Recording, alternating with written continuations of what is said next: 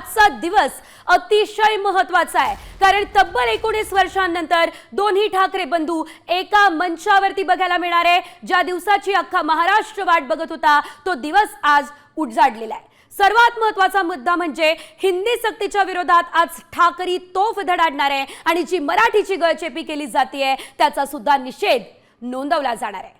त्रिभाषा धोरणाबाबतचा G.R..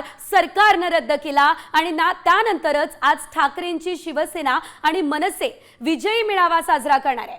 मुंबईमधील Worli dome इथे ठाकरे सेना आणि मनसेचा भव्य एकत्र मेळावा होणार आहे। विजयी मेळाव्याच्या निमित्ताने उद्धव ठाकरे आणि राज ठाकरे एकाच व्यासपीठावर पाहायला मिळतील। सकाळी 11:30 वाजता राज ठाकरे आणि उद्धव ठाकरे हे डोमला पोहोचतील। कुणीही आपल्या पक्षाचा झेंडा किंवा चिन्ह घेऊन येऊ नये हे आवाहन करण्यात आलेले आहे। तब्बल 2 दशकांनंतर दोन्ही ठाकरे बंधू एकत्र येणार आहे आणि त्यामुळे प्रत्येकाच्या मनात उत्सुकता वाढतच चाललेली आहे।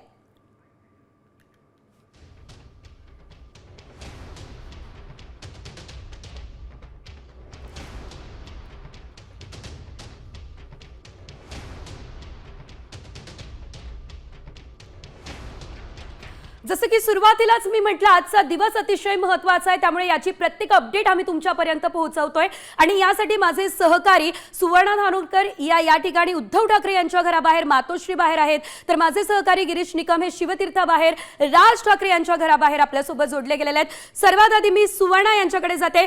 सुवर्णा, आपण एकंदरीत जर आपण बघितलं तर मातोश्री बाहेर सुद्धा हालचालींना वेग आलेला असणार आहे, त्या ठिकाणची काय परिस्थिती ते आपण जाणून घेणार आहोत। मात्र त्याआधी मेळाव्यासाठी वरळी डोम मध्ये काय तयारी करण्यात आली आहे ते आपण बघूयात। वरळी डोम मध्ये आज सकाळी 11 वाजता राज आणि उद्धव ठाकरे विजयी मेळावा साजरा करणार आहे। दोन्ही ठाकरे बंधू तब्बल 2 दशकांनंतर एकत्र येत आहेत आणि त्यामुळे खरं तर मोठी उत्सुकता आज आपल्याला बघायला मिळते।